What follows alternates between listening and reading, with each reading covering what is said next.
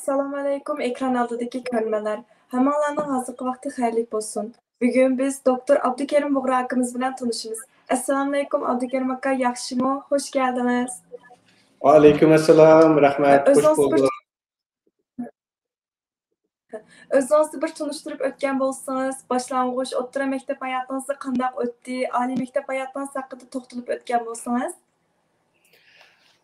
Rahmat, aldı bilen ben bu fırsatını bana berip ekran aldıda bizdenki kıymetli kıyımdaşlarımız bilen uçuruşuş fırsatı belgelikler için sizlerge köpten rahmet yetimen. Bolup mu Uygur sistem grupsi buluşuktanlar bilen bizdenki üzümüz azdırkı köz nuri bizden kelgüsümüz boğan inelerimizga, sınırlarımızga, perzentlerimizge ait yaxşı halis hizmetlerini kılvatsızlar. Bunu ondan tüpeylimi çin ko'nglimdan rahmet yetimen. Ben ismim Abdukerim Bug'ra. 1977 Qarmay Şarkı Türkistan'daki Qarmay şehrinde tug'ilgan. Ben bir yaş vaqtlarda dadamninki xizmeti tüpeylden Poskam neftlikiga köçüp ketipdiken. O vaqtlarda şu Kökyar neftlikida neftlik ve tabiiy gaz tepilgandan keyin bu yerga bir neftlik qurilgan. Ben başlangıç ve toluqsuz o'rta maktabini shu yerda o'qidim. Ondan keyin 93-yili bu neftlik tavasidan bu tunji qaror to'liq o'rta maktabini ichkiri ülkeler o'qiydigan mundaq bir siyosat chiqqan edi. 93-yildan 96-yilgacha Nanjingda to'liq o'rta maktabini u yerda o'qidim. Ondan keyin 96-yildan 97-yilgacha Merkezi Milletler Üniversitesi'de bir yıl Xitoycha o'rgandik.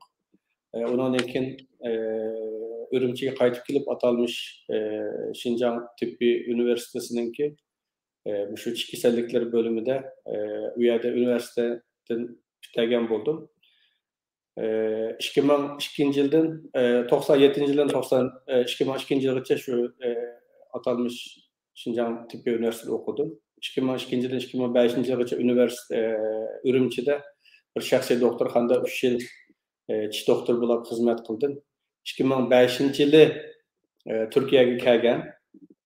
Turkiyaga kelib 2005-dan 2006-yilgacha İstanbul'da İstanbul Üniversitesi Türkçe bölümünde bir yıl Türkçe o'rgandik. Ondan keyin 2006-yili Anqaraga kelgan bitti hozirgacha 15 yil bo'ldi Anqarada yashayapmiz. 2006-yildan 2013-yili yanvar oyigacha şu Gazi Üniversitesi Diş Hekimliği Fakültesininki ortodonti bölümünde doktoramını tamamlap hem de hazır Ankara'da ve Kırşehir'de özümüzdeki doktorxonasida ortodonti mutaxassisi sübtida xizmat devam kılıvatım. Maşallah. Türkiye'de okuş jarayonida nurg'un qiyinchiliklarni boshdan kechirib, ularni yengib, o'qish bitirib, ikki yerda doktorxona ichibsiz. Nurg'un insonlarning salomatligi asliga kelishiga vesile bo'libsiz. Endi Turkiyada o'qish jarayoningizda bir so'zlab bergan bo'lsangiz. 2005-yili biz Turkiyaga kelgandiki o vaqtda hamda Turkiyaga kelgan hammalarniki o'xshash turkcha bilmaymiz. Bir yil turkcha o'qigandan keyin o'zimizni biz hamda vatandami biz yaxshi o'qigan deb o'zimizni ashunaq bilatdik. Bir yil o'rgangan bu turkcha bilan 2006-yili Gazi Üniversitesiga doktoraga boshlagan bo'ldik. O vaqtda o bir yil o'rgangan turkcha bilan akademik bir seviyede, doktora seviyesinde bunda o'qishninki o kadar tez ekanligini, bizning o'rgangan turkchimizninki o seviyega yetmaydiganligini biz o vaqtda toza idrok qilib bo'lmay qoldik. Maktabga boshlagandan keyin, ondan keyin buniki ne kadar tez ekanligini o vaqtda tonib yetgan bo'ldik. Bu chet elda o'qishga boshlagan har insonninki bir shayga kelganiga o'xshash bizninki endi yangi o'qish boshlagan vaqtida eng zo'r qiyinchilik, eng cho'ng qiyinchilik shu til o'tgani bo'lgan bo'ldi. Yani bu akademik seviyede u yerda o professorlardan ders anlab bo'libmi, üniversiteni başka bir tilda o'qigan birisi uchun Türkçe her ne kadar bizninki o'zimizniki ana tilga o'xshash bo'lsinmi, o'zimizning tiliga yaqin desakmi, bu akademik seviyede bunda o'qish haqiqatan oson emas ekan.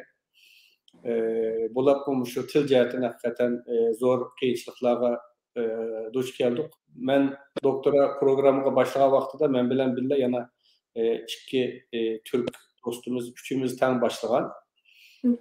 Ular başlagan vaqtida hem de ular şu üniversite vaqtidimi üniversiteden ait yaxshi a'lo natija bilan bitirib, Udul şu Gazi Üniversitesi'den bitirib, Udul Gazi Üniversitesi'nin ortodontiga qabul qilingan balla idi. Çünkü bu tish doktorluk bölümününki içinde ortodonti hamma adam talep qiladigan nomer eng yuqori bölüm bo'lg'achqa, şu bölümününki birinci, ikinci derece bilen mektep bitiren ballarni Udul ortodontiga aladi. Hem ularninki tanlashga hurmat qilib, hem de aşılar eğer ortodontini tanlagan bo'lsa, aşılarninki ortodontiga kirish nisbatan eng yuqorida. Hem de men bilen birga kirgan o iki dostum bu, aşındaq birinci, ikinci bo'lib, Gazi Üniversitesini bitirgan aşındaq ballar endi. Nayt yaxshi yuqori natija bilan kirgan. Hem ular bilen o üç adam birga ders ilib, ular bilen aynı o'xshash saviyada o dersini azm qilib, ularni ilib berish haqiqatan pek təski toxtağantı. Bulatmı dəstəbki vaxtlarda. Şu anda ular mesela 1 saat, 2 saat ügengen nəsini biz 4 saat, 5 saat vaxt çıxamısaq, ular bilen hiç mağamaydıgan bundaq bir aletdi. Bulatmı bu kesbi cəhətdən həqiqətən pek təs boldu. Yani bulatmı şu aldığınqı 1 yılın içində. Ondan keyin bu til qiyinchiligidan boshqa hammamiz chet elda o'qiyotgan vaqt hammamizga beshimizga kelganiga o'xshash iqtisodiy qiyinchilikni nihoyatda bizni o'ylantiradigan haqiqatan cho'ng bir qiyinchilikdi. Chunki bu ortodonti bölümü bizniki ishlatadigan bütün materiallar bölümden bizni o'zimizniki ilishimizni talab qiladi. Chunki o ko'rgan belki hemmimiz tasavvur qila olishimiz mumkin. Bu ortodontik tedavi, ortodonti bölümü degan bu bölüm bu tishdagi ostin va ustin inakdagi har xil buzuqliklarni, tishdagi maymoq, buzuq tishlarni sim taqab o'ngshaydigan bir bölüm. Endi bu simni taqash jarayonida ishlatadigan uskunlar, har xil omburga o'xshash ashunday har xil olatlar, bularninki turi bekchi 30-40 yıl her xil aşındaq aletlerini işletimizde. Hem de bu aletlerninki köpüncüsünü doktorxana bizge təmin qılmaydı. Pek qimmat bo'lg'achqa, o her bir o'quvchiga biz undaqcha narsa alamayımızda. Şuna ularni biz o'zimiz yinimizdan pul chiqarib setilishimizga to'g'ri keladi. O meningki boshqa Türk o'quvchi xizmatdoshlarim, meningki do'stlarim, ularninki oila sharoiti hammasi yaxshi. Ularning qanday bir qiyinchilik bo'lmaydi, ammo bizdagi chet ellikka nisbatan hamda ularni setib olib, ularni ishlatishimiz haqiqatan bek cho'ng bir lyuks, hashamat bir ishda his qiladi. Uning ustiga u vaqtki bu mushu tibda dish hekimligida ishlatadigan kitoblarning hammasi asosan ingliz tili kitob bo'lg'achqa, u kitoblar haqiqatan bir qimmat kitoblardi. Hamda u kitoblarningki orijinal baskısını ilib ko'rdiganga, o kitoblarni og'idek pulumizmi yo'qdi. Shunga o kitoblarni shu ba'zilarini chapter bab tarjim qilib dedim, fotokopi qilib, fotokopisini shunday ishlatdik-da. Hamda ashundaq bo'lg'achqa, hamda biz bir tarafdan o'qisak, bir tarafdan ishlab, o'zimizningki ashundaq iqtisodiy qiyinchiligimizni hal qilishga tirishmasak bo'lmaydi. Hamda bu darsning ig'irligining ustiga hamda bu iqtisodiy jihatdagi qiyinchilikni haqiqatan bu o'qish jarayonida insonni haqiqatan qiynaydi. Shunga fakultetda biz aytgan 8,5dan 5,5gacha fakultetda bo'lsak, fakultetdan qaytgandan keyin bu Anqaraninki atrofidagi ilcha deydi Türkçe'de. Bu küçük nahiyeler var. 30-40 kilometre uzaklıktaki müştak Sincan deydigan. Aşındaq yerlerge berip, o yerde doktorxanda keş vaxtısı, keşte düzürni turup, nöbet turup, aşındaq işleş doğru keledi. Fakultetten çıkarttım, o doktorxanaga berip, akşam saat 7'den ettiğin saat 7'gacha kechicha aşağıda düzürni doktor bulab işleydi. u yerden etdigende saat 7'de çıkıp, u yerden odul fakultetga keletdik. Fakultetda odul çıkıp u yerge baratdik. Haftada bir qatam uyga barsam, qolgan haftaniki 6 kun aşı doktorxonada yetib qopab, doktorxonadan odul fakultetga kelib, ashlab o'tadi-da endi. O doktorxonaga barsak, akşam saat 7'den 10-11'lergacha davamlı kesel keletdi. Aşındaq gündüz her xil iş münasebeti bilen doktorxonaga baranmaydigan, tishi ağırgan yoki bo'lmasa boshqa har xil ashundaq ishlar bilan kechda keladigan kasallar bek chiqdi. O kechda soat 11'lergacha kasal ko'rib, 11'dan keyin o'zimizniki topshiriqlarimizni, seminarlarimizni, o'zimizniki dars takrorlaydigan ishlarimizni qilib, ba'zida 2-3, ba'zida hatto atdiganda azon o'qinib ketadi. Ashta uxlamay u yerdan fakultetga keladigan shundaq kunlarmi o'tdi. Hamda bu kunlarni o'tkazgandan keyin, ondan keyin bir yil shundaq davom qildi asosiyatda. Ondan keyin bu balki ekran oldidagi butun Türkiye'de yaşayotgan qarindoshlarimiz bilimiz, Ankara'da bu Türkiye Bilimsel ve Teknolojik Araştırmalar Kurumu deydigan TÜBİTAK deydigan bir kurum var. İşte bilimsel, teknolojik tədqiqatlarını destekleydigan, ularga şundaq o'qish mukofoti berdigan, ularga proje qarshiligi pul berdigan shundaq bir organ. Ularninki o'qish mukofot bir programmaga iltimos qildik. Bölümdeki professorlar bo'lsin hammasini aytdi, meni cho'qim buni olmasa bo'lmaydi deb haqiqatan ham yordam qildi. Shuning bilan ularni o'ylashib, u o'qish mukofot pulini menga loyiq ko'rib, uni bergan bo'ldi. Undan keyin o'qish mukofot pulini olgandan keyin bir qadar rahatlashga boshladik. Degandek shundaq davom qildi. Endi bu bo'lapmi shu doktoraniki oldingi bir yil, bir yarim yil haqiqatan shundaq qiyin ahvollarni bishimizdan o'tkazdik. Ama hiçbir qiyinchilik davomli bo'lmaydi. O qiyinchilikning ortidan cho'qim onunki bir rahati, halovati bo'ldi deb o'ylayman. Ularning hammasi o'tib ketdi. Hozir çok şükür hamma ishlar yaxshi. Türkiye'de tish doktoru bo'lish uchun qanday imtihon va jarayonlarni besib o'tish kerak, tushuntirib bergan bo'lsangiz?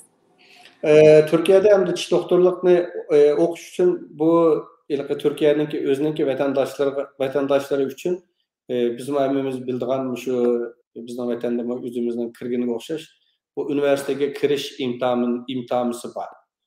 Bular şu imtihonga kirdi. Bu Türk vatandaşlarının hammasi shunga kirdi. Hem de bizningki Türk vatandaşlığı o'tab bo'lgan qarindoshlarimizni, enelerimiz, singillarimizni mecbur şu imtihonga kirdi. Hem de Türkiye'de bir tish doktorluk kasbida o'qiyman desa, davlat egiligidagi üniversitede o'qish puli to'lamay o'qiyman desa, hem de her yili belki hammamiz bilamiz, Türkiye'de o'tir hisob bilan 2 milyonga yaqin o'quvchi oliy maktab kirish imtihoniga qatnashadi. Hem de şu 2 milyon o'quvchining ichida tish doktoru bo'lish uchun oldingi 20 mingning ichiga kiralishi kerak. Hem de 20 mingning ichiga kiramasa, u davlat doktorxonalarning, davlat universitetlarninki tish kasalliklari bo'limiga kirgili bo'lmaydi.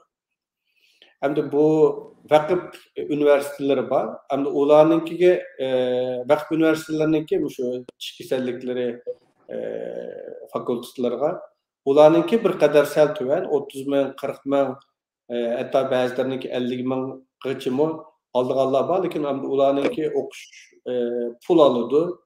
O'qish puli bir qadar yuksak. Hem de yillik 70-80 ming shundaq pul oladigan maktablar bor. Şuna hem de bizningki enelerimiz, singillarimiz, men tish doktoru bo'lsam deb o'ylaydigan shundaq bizning farzandlarimiz, ene singillarimiz cho'qim oliy maktab imtihonida oldingi eng kam degandimi oldingi 20 mingning ichiga kira olsa, undan keyin Türkiye'deki bir qadar yaxshi deyalaydigan universitelarninki tish doktorluk kasbiga o'rilish ehtimoli bor. Ondan keyin bu Türk vatandaşlığına tıkı kirmegen, bu çetel kimligi bilen yaşawatkan mundaq bizdeki kıyındaşlarımız, bizdeki perzentlerimiz bolsa, hem ularninki bu YÖS deydigan çetellik okuwçylarning kirdigan bir imtahanymız var. Yabancı öğrenci seçme sınavı deydigan. O imtihanaga kirsem hem de ularninki emmisiga aşındaq çetellik okuwçylar yoki bolmasa iki vatandaşlığı bolgan, hem Türk vatandaşlığı hem başka yani ikinci bir devletninki vatandaşlığı bolgan mundaq okuwçy balalarninki kiriş salayeti bolgan bir imtihan var. Hem onundamı şu çetellik okuwçylarninki içinde aldınqı sıralarga kiriş lazım. Hem de o çetelliklerninki kirdigan imtihanımızda kontenjan bir kadar farklılık bolgaçka, onun da Türk okuwçylar bolmagaçka, onun ondaq neçe yüz milyon insan kirmeydi. Sani bir kadar sel azırak ama hazır bu Türkiye'de çetel okuwatkan çetellik okuwçy balalarninki sani günseyi artışka başladı. Şuna o imtihanaga kirgen perzentlerimiz, yine sınırlarımız mı? Onun da 90-95 etrafında aşınaq numar almasa, tıpka diş hekimliğine okşaş, Danlık Üniversitesi'ninki mesela hukuk fakültesi okşaş, ODTÜ, Boğaziçi okşaş, bundaq Danlık Üniversitesi'ne kiriş, adetki numar bilen kiriş hakikaten ters. Endi doktorxananızda tefsiri tunuşturup ötemsiz.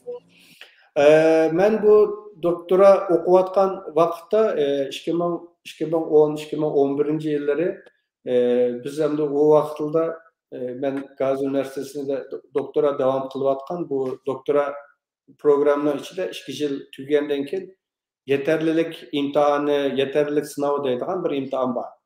Şu 2 yıl aldınqı 2 yıl bütün nezariyevi derslerinin emmesini okup buldu asasiyettin. Ondan keyin bu doktorlukta siz bu 2 yıl jaryanida çokum davalap sakaytkan ortodontik kesellerden bir 30-35 tane bir keselni çokum davalaştan burunki, davalaştan keyinki bütün materyallarının emmesini toluklap bu 6-7 profesörünki aldıda hem de bununki bütün davalıgan kesellerinizni sunusiz. Bundan keyin o profesörler sizden teorik her xil suallarını sorap, eğer bununla qayıl kılarlık köse, yeterlik bolduğunda yeterlik imtihanında ötken bolursiz. O yeterlik imtihanında ötkenden keyin ondan keyin siz klinik bir doktor bula süptünüz bilen doktorxanada öz aldığınızga kesel köre aleysiz. Bu yeterlik imtihanı tügenden keyin onun için biz bu bazı şahsi doktorxanalarda hatta ahırlarda bazı keş vaxtları kesel körüşke başladıkta hem de kesel qabul qilib aşında başlagan bolduk. Şu vaqtlarda bu Aksaray'da hazır men işlewatkan Aksaray'da bir doktorxana içilgan. Bir Aksaray'da şu vaqtda işlewatkan doktorlardan bir 5 doktor bir yerge kelip bir çoğun bir doktorxana açkan. Yani onu doktorxananınki ortodonti bölümüge mesela ortodonti mütehassisi lazım dep şu men bilen başka bir dostumuznunki vasıtası bilen men bilen irtibatga bolganty. Şu bir vesile bilen Aksarayga başladık. Ondan keyin şu hazırgacha şu yerde devam kılıvatımız. O Aksarayda hep ahırlarda deslepte ayda bir ketten berip kesel körep, ondan keyin o kesellik artışı bilen belki 2 haftada bir berip, ondan keyin her hafta berip degendek aşında keseller saniyeti tez artdı. Bu artkandan keyin ben 2013 yılı doktora programını tügetip resmi ortodonti uzmanı dep şu mütehassıs diplomamını algandan keyin 2015 yılı bu Ankara'dan bir 170 kilometre jiraklıkta İç Anadolu'da bir şehir var. Kırşehir deydi. Yani bu Kırşehir'de biz o vaxtda 2015 yılları tıkı ortodonti uzmanı ortodonti mütehassısı yokken to. Şuna bu Kırşehir'de yaşayatkan bu halkımız o ballarınınki ortodontik davalaşını kıldırış için Kırşehir'e yakın boğan Kayseri'ge okşaş, Ankara'ga okşaş, yoki olmasa Kırıkkale'ge okşaş, aşındaq şehirlerge berip, ayda bir ketim kontrolga apırıp, ekilip, aşındaq kıyınçılıklar ekende endi. Hem biz bunu his qilgandan keyin o Kırşehir halkıga bir hizmet boldu eken, hem bu yerda bir ihtiyaç bar eken, müşaki bir doktorxana açaylı edip, Aksaray'daki bu doktor bilen bille şerikleşip, Kırşehir'ge bir doktorxana açkan. 2015-yılı. Hem de hazır bu Kırşehir'deki doktorxanamı xile terakki qilib, naiti yaxshi bir şekilde mengwatydy. Hazır muqim 6 doktor, tiş doktoru, uzman, mütexessis ve normal tiş doktoru bulup 6 doktor işläwatydy. Men bu wagtymyň ýetkiçe her hepde bir etim, bäzide bir gün, bäzide 2 gün berip ortodontik kesellerimni körep kilyapdym. Ondan keyin hem bu biz özümüz Ankara'da yaşagandan keyin Ankara'da özümüzdeki yaşagan şäherige yarışydygan, hazırkı muşu teraqqiyatga jogap bere alaydygan, bütün Ankara'nınki ihtiýagyny karşılaýdygan hakikaten muhiti bolsun, teknik jihatdan bolsun, üstünninki ýeňilik jihatdan bolsun, en ýeňi, muş ihtiýaجga jogap bere alaydygan ýaxşy bir klinik açaylı dep o hiyal her wagt batdy. Allah bu yılga nisip kıldı. Bu yıl 10. ayda Ankara'da kölümü çoğun boğan bir iş ambulatorisi Forum Dent isminde bir iş ambulatorisi açıp bu mesmi hizmetke kirdi. O işki doktorxanda hizmetke devam kılıvatma. Mübarek olsun. Köp rahmet. Endi siz oddiy haqida tepsili bir so'zlab bergan bo'lsangiz, nima uchun qildi, qancha ishni qilsa muvofiq bo'ldi? Endi bu ortodonti ben biraz burun dep ötkinimge okşaş bu çiştiki astın üstüne inektiki, javgaydaki, bazı yüzdeki her xililik asimetrik, yüzdeki bazı maymaklık, onun için bazı astın inek aldıda, üstüne inek bazılarınki aldıda çişleri tonkay, bazı çişleri maymak diyen okşaş, aşındaki keselliklerini davalaydıgan bir bölüm. Hem de bununki bazılarıga muşundaq hazır ekranda kögünümüzge okşaş sın takap davalaymiz. Bazıları hazırki bu yeni çıkan tekniki bilen şeffaf plak takap durup aşağıya her ay kontrol kelgen vaqtida bunu almaştırış arkalı çişlerini şu şekilde oňşap.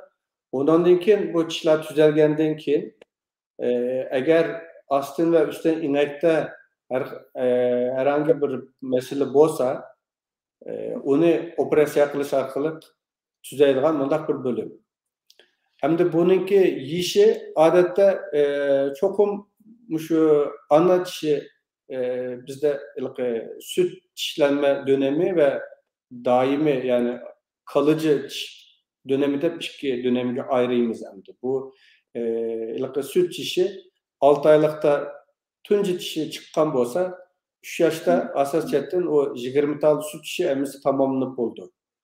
Hem de bizdenki ortodonti mütehassıs boluş sütümüz bilen bizdenki o ata-analardan talep kıldığımız çokum şu kiçik balalarınki çişler emisi çıkıp bolgandan keyin 3 yaş, 3-20 yaş, 4 yaş vaqtlarda çokum bir çiş doktoruga hiç bolmasa normal bir apırıp o balalarınki çiş doktordan korkmaslık gereklikini, çiş doktorunun onda korkunçluk bir insan emeslikini his kıldırış için bolsumu çokum bir çiş doktoruga apırış lazım.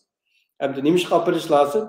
Çünkü o yerde çişini kandaq asırayımız, nimelerge dikkat kılımız, çişimizni çürütmeslik, kurt işinin aldığını ilişkin kandaq kılımız, bularını çokum ata-ana boluş süpütümüz bilen emimizdeki çokum bunundan bir haberdar boluşumuz lazım.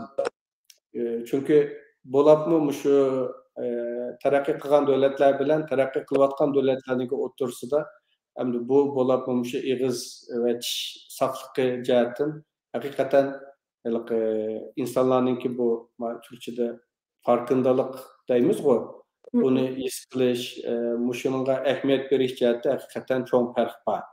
Hem de Garip devletlerde, Amerika, Avrupa okşaş bundaq devletlerde çokum her 6 ayda bir qitim tiş doktorga berip, onu siz tişleringizni kontrol qilib, kerakli bo'lgan vaqtida rasmga tortib, tishleringizniki ara yüzlerinde hatta biz köygülü bo'lmaydigan yerlerde aşındaq başlangıç çürük bormi yo'qmi bularni her 6 ayda bir qitim çokum tekshirib tutmuşsanız sizinki o sağlık sigortanız 6 ay tekshirmagandan keyin agar bundaq çürük paydo bo'lsa uni to'lamaydigan bundaq sistemler var, mükemmel bir sistemler var.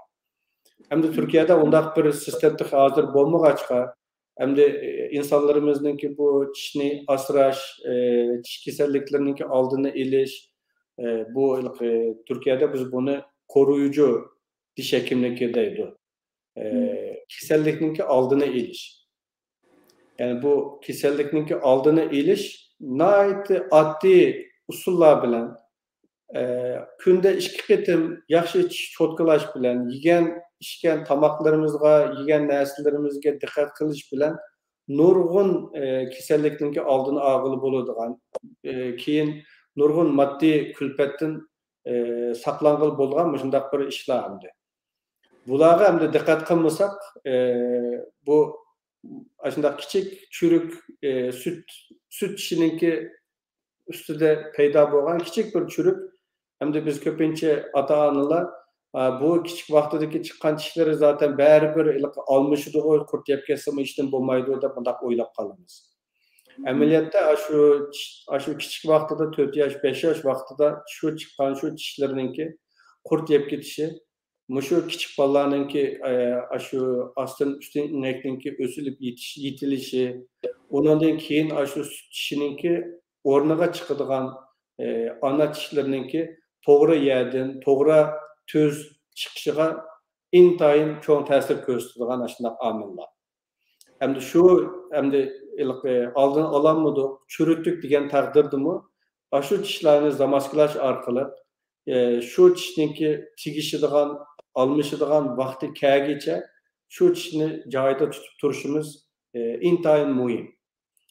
Hamda agar u süt tishi deb onunğa sal qarab, keyin baribir bu tishniki o'rniga ana tish almışydi, tish kelidi deb buni çürük tishini shu paytda qo'yversak, o çürük hamda zamaskalab, davolab qutqizadigan holatdan o'tib ketib, tortadigan bu bosqichga kelgan vaqtida hamda bu 10 yoshda almashadigan bir tishni biz 7 yoshda, 8 yoshda, 2 yil, 3 yil burun tortversak, uninki o'rni kichiklab ketadi. Uning ostidan keladigan tish normal kelinmaydi yoki iç tarafdan yoki sırt tarafdan maymoq shunday yomuq keladigan ahvollar bo'ldi-da. Endi bu ileride shunday ortodontik tedavi bilan sim taqab tishlarni o'ngshashga majbur bo'lgan shunday ahvollar bo'ldi. Shunga endi bu ortodonti uchun bizniki cho'qim talab qiladigan yoshimiz 7 yosh vaqtlarda cho'qim bir ortodonti uzmaniga, bir ortodonti mutaxassisiga bir muayene qildirib, tishlardagi o yamoq, maymoq o bek cho'ng bir masala emas, ammo shu chanada bir masala bormi? Keyin chiqadigan shu ana tishlarimiz mavjud shu chana yapısıga to'g'ri shaklda chiqalamdi, chiqamamdi, maymoq chiqish ehtimolligi bormi?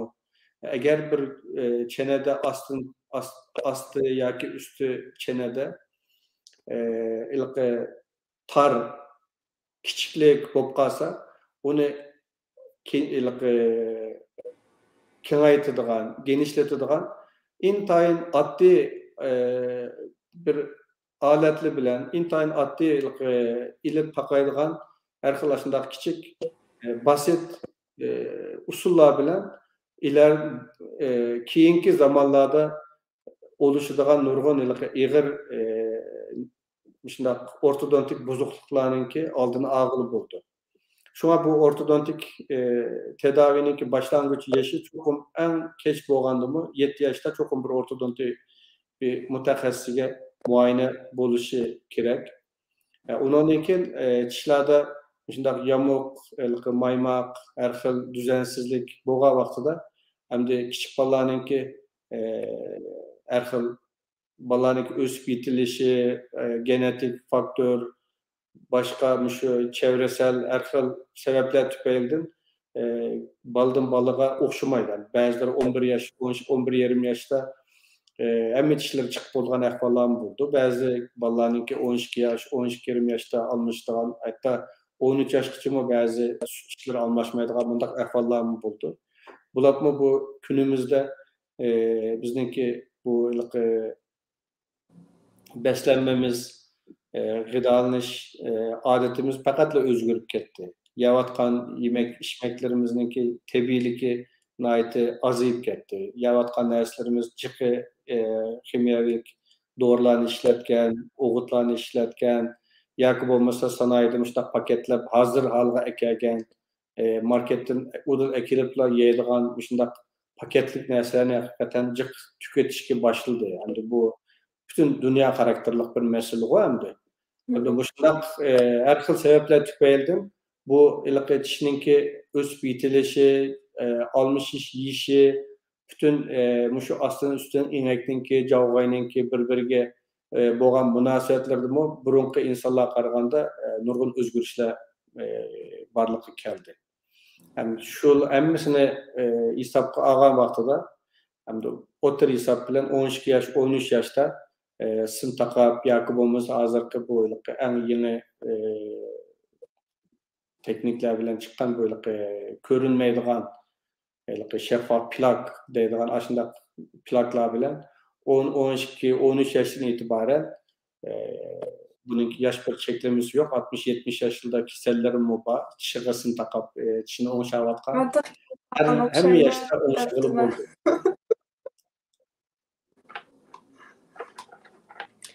Undaq bo'lsa balalarning tishning paydo bo'lishi, shakllanish va boshqa taraqqiyoti jarayonida qanday bo'ldi? Qaysi yoshlarda qanday ahvollar bo'ldi so'zlab beramiz? Endi bu kichik balalarninki eng dastlabki tishi normalda 6 oylik vaqtida astidagi birinchi tishi chiqadi. Hamda normal ahvollarda shunday. Ama ba'zi kichik balalarninki 6 oyda emas 8 oyda, ba'zilarininki 1 yoshga kirganda chiqadigan ahvollarmi bo'ldi. Ba'zi kichik balalar tug'iliblam og'zida bir tal yoki 2 tal tish bilan tug'ildigan bunda kichik balalarmi bo'ldi. Hamda bu süt tishi degan bu tishimiz kichik balalarda 20 tal süt tishi bo'ldi. Her kadranda her bir 4 bölgeninki her tarafta 5, 10, 15, 20 tal süt tishi bo'ldi. Hem bu 6 aylıkta çıkışa başlayan süt işi 2-20 yaş, 3 yaşta o 20 kişi çokum emmisi tamamlanıp olurdu. Hem de muşu 3 yaş vaxtıda bizninki perzentlerimizge çokum muşu çiş çotkulaydıgan yaxşı bir adetini yitildiriş hem de bu bek muhim. Eğer şu vakitte 3 yaşlık, 4 yaşlık ballada aşı çiş çotkulaşınınki ne kadar muhim hikayelikini aşını kiçik balalar bilen oyun oynaş arkalı o çotkulaşını apsı yoki dadısı bille vay kel balam biz bille çişimizi çotkulayıl dep bille yeni de turup aşınınki çişini çotkulap koyaş arkalı asta üzü çotkulayalıydıgan aşında kol becerisini aşılar yitildiriş hem bu bek muhim. Çünkü aşı ağzıdaki şu 20 tal süt çişini biz aşının hiç kandak birini kurt yiyüzmey, aşılarını çürütmey, aşı ana çişlerinin hemmisi özgürlüşe kadar ağızda tutalaş tamamen mümkün. Eğer biz dikkat kılsak, şu küçük balalarga yemeslikki kerek bolgan närselerini beğenmesek, bolap mı hem de hazır şu marketlerde satılayotgan paketlik her xil tatlık türümlerdeydi o. Şu Türkiye'de işlep çıkarılayotgan hem de bekçik näsiler var. Kiçik balalar onun üstüge bekle amırat. Çikolata deydi, kempüt deydi, aşındaq her xil yepişkan aşındaq näsilerini Bulapmı müşte kiçik balaga mümkün kadar beğenmezlik lazım. Yani bu hazır müşte tıpta işlengen nurgun tecrübeler var, yayınlangan nurgun makaleler var. Yani bu kiçik balaga birisiga tatlık berip çoğun koygan balı bilen tatlık beğenmey çoğun koygan balının otursa bu özüne baxtlik yoki baxtsiz qildigan unda hech qanday bir tadqiqot natijasi yo'q. Yani eğer biz kiçik balaga şunu beğenmey kichigidin boshlab shu kempir, chokolataga o'xshash tishini cho'ritadigan, o'zininki tan salomatligiga bu ziyon yetkazadigan mushundaq narsalarninki salomatlikka ziyonli ekanligini, tishninki salomatligi uchun yaxshi emasligini kichik vaqtidan boshlab biz tushuntira olsak, u bolalar uni yemaymi cho'ng bo'la oladi. Yani eğer şu biz intayin oddiy faqatla pulma xarjlamaydigan ashundaq intayin oddiy bir usullar bilan bulatmı shu atdiganda kechda 2 qitim tishini yaxshi cho'tqalash bilan bulatmı kichik bolalarniki pek kech soatgacha o'ynab ularniki kech soat yetishini saqlasa uyqusi keladi, tishini cho'tqalashni unutuydi. Bizmi voy bo'pti bolam uxlab qolibdi debla tishini cho'tqalashni bizmi pek qilib ketmaymiz. Şunun bilan bularni bir kunning ichida nurg'un kichik bolalar har xil narsalarni yeydi. Endi bularninki ichida shu tishninki ustiga yepishib qoladigan bu yepishib shu yerda bakteriya shakllantirib, plak shakllantirib, endi ularninki bu eg'izning ichidagi sho'lgay bilan eg'iz suyi bilan birga qo'shilib bu yerda asid üretib, endi bu tishninki churishiga yo'l ochadigan narsalar. Hem de muşunu biz yaxshi bir adet yetildirsek, balalarımızga hiç bo'lmasa kunda 2 qitim atdiganda va kechda bulapmı uxlashdan burun cho'qim tishini cho'tqilaydigan shunday bir yaxshi odatni 3 yosh, 4 yoshdan boshlab yetildirsek, u 11-12 yoshgacha bütün eg'izdagi tishlarning hech qanday birini churitmay, ashularninki sog'lom bir shaklda yetishini cho'qim sog'lig'ili bo'ldi. Agar bunday qilsak, biz 11-12 yosh kirgan vaqtida tishlarimiz nihoyat hammasi özünki Allah'nınki şu koygan sızıkı boyunca, Allah'ın yaratkan şu fitratı boyunca hemmisi özünki joy-joyidan gayet yaxshi chiqarish ihtimolliqi bor. Endi ba'zida undan sırt omillarmi bo'ladi. Endi masalan, opasininki, dadasininki tishlari maymoq bo'lsa, endi bu biz naqadar biz yaxshi oldini ilib, buningki tishninki çürüşninki oldini olsakmi, bu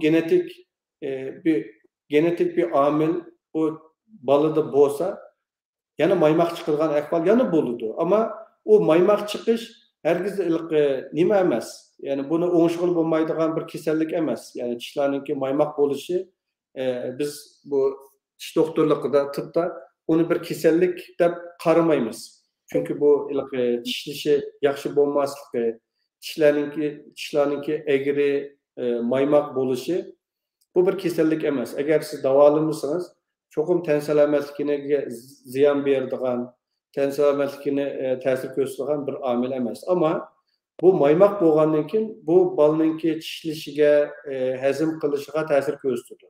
Endi normal tishlarini yaxshi düzgün basadigan bu okkluzion deymiz, occlusion deydi İngilizce. Aslında üstün inek tishlarniki bir-biriga yaxshi tishlashi. Bu normal tishlangan kichik bolalar masalan bir lokmani 4-5 qitim tishlab uni yutgan bo'lsa, tishlari yaxshi basmaydigan, tishlari maymoq, bunday bolalar uni balki 6-7 qitim, 7-8 qitim tishlashga to'g'ri keldi. Uni ezib, uni parchalab yutish uchun. Endi mushundaq kichik bizlarga faqatla sal qaraydigan. Mushundaq omillar bular birikib ma'lum bir yosh kelgandan keyin 20-30 yoshlarga kelgandan keyin bu uzun vaqt bu bizningki asli inekni kontrol qiladigan eklem temporomandibular deydigan bu eklem uzun yil shundaq xato bir yerda, xato bir pozisyonda fonksiyonni davom qilavergandan keyin u keyingi vaqtlarda cho'qim bir doktorga berishga kerak bo'lgan shunday har xil kasalliklarni o'tirg'a chiqarish ehtimolliklari bor. Shunga endi meningki bütün kesellerimge hemmesiga ta'kidlaydiganim şu davamlıq bütün kesellerinin hemmesiga ata-anasıga, üzerinin kesellerimge hemmesiga şunu deyman. Tiş çotkulaş en addi, en azan bir yöntem. Hemmeden önümlük boğan bir yöntem. Günde iki ketim tiş çotkulaş arkalı nurgun muşu tişte payda bolgan kesellikninki aldını ağılı buludu. Keyinki vaqtlarda nurgun iqtisadi külfetten saqlanğılı buldu. Tokluk tiş çotkusu odatdagi tiş çotkusidan qandaq farqi bor? Unum rost yaxshimi? Ama hazır bu tokluk tiş çotkulları bolapmı bütün dünyadan ait xalqlarınki yaxshi ko'rishiga, ularninki yaxshi ko'rinib iste'mol qilishiga qarab yuzlandi. Hakikaten bu tokluk tiş çotkularınki hem de yaxshi markalari bor. Hem de bununki içinde fırçanın, çotkununki süpetlik, şu ortodontik, şu məqsədgə, çotkulaşınınki məqsədə uyğun bolğan, aşındaq nemeden ötken, aşındaq marka çotkuları, tokluk çotkuları normal manuel çotkulardan texmi yaxşı temizligili buldu. Çünkü biz bu normal bizninki adetlenip gelgen çotku bilen bazıda biz en ahırki tişlarınki yoki o tişninki iç taraflardaki bu yüzeylerge bazı yerlerge yaxshi çotku qilib bo'lmaydigan, çalıp qoldigan yerlerini hozirgi bu shundoq otomatik tokluk tiş çotkuları bilen hamma tarafni çotkulash imkoniyatiga texim yaxshi erishgili bo'ldi. Hamda cho'qim shart emas. Çokum azı kichik bolalarga bunda qimmat pul xarjlab, çokum bir tokluk bir çotka eppiray, balam tishini yaxshi çotkulashi uchun deb o jiq pul xarjlab uni ilishimiz shart emas. Yani bu tamamen mushu ata-onalarniki o'zininki iqtisodiy ahvoliga qarab tanlası bo'ldigan bir tanlash. Ama bu normal çotkumu aşınınki qılalaydigan narsaninki hammasini qilalaydi. Ama bu küçük ballarda hem de bu tokluk çotkular hem de siz onu 2 minut çotkulamısınız ekranda asık bir süret çıkıyordu küçük ballarga. Mutlu olmagan bir süretli görürdü. 2 minut çotkulagandan keyin o küldigan bir yüzünü görürdü. Ama aşındaq narsalar kichik bolalarninki tishini yaxshi çotkulashiga aşındaq turtki bo'ladi da hamda normal çotku bilan siz balam tishini sen 2 minut çotkula deseniz kichik bolalar kirkitdi hemenla bir 10 sekundda 15 sekundda çotkuldum da çotkulum apadatni qaytib chiqdi. Ama anında aldıda ekranda turup 2 minut çotkulamışsınız o çotku toxtamagandan keyin Anın 2 minutdan burun siz mecbur onu toxtutarsınız, ekranda asık bir süret çıkıyordu değil mi? Hoş bulmagan bir süret. 2 minut çotkulasanız onun bir külgen bir süret çıkıyordu. Onda boğandan keyin kichik bolalarni texmi teşvik qilib tishini texmi yaxshi çotkulashga turtki bo'ladi. Şuna biz kesellerimizge tavsiya qilamiz. Yani bu çotka normal çotka qaraganda hamda alalaydigan sharoiti bor oilalar uchun yaxshi bir tanlash. Tishning sog'irib ketishining sababi nima?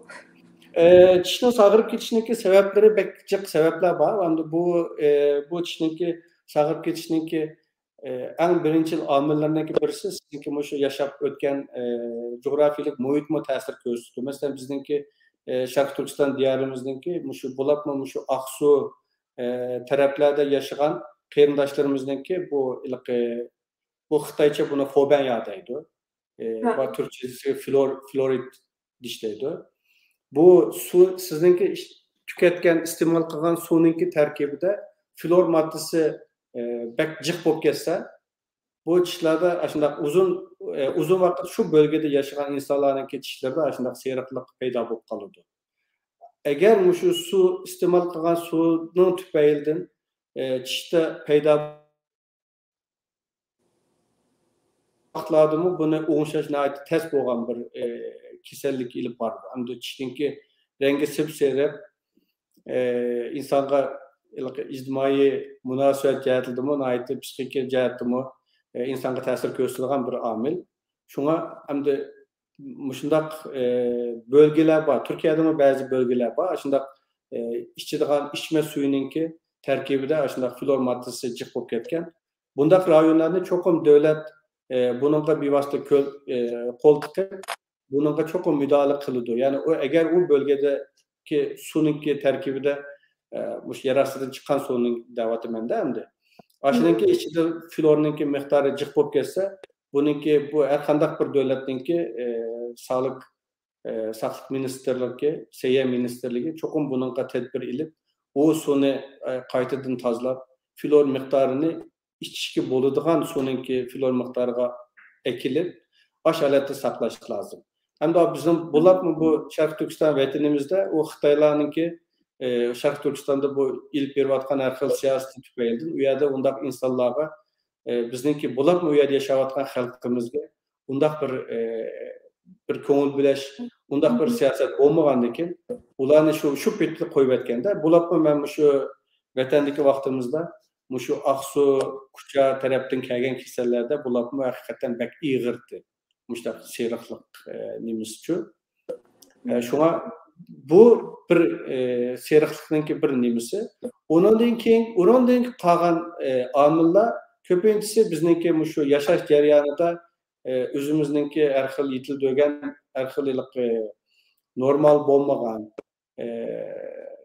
diqqat qilmaslik, masalan tamaki chekish deydi. Undan keyin tishni yaxshi cho'tqilmaslik deydi.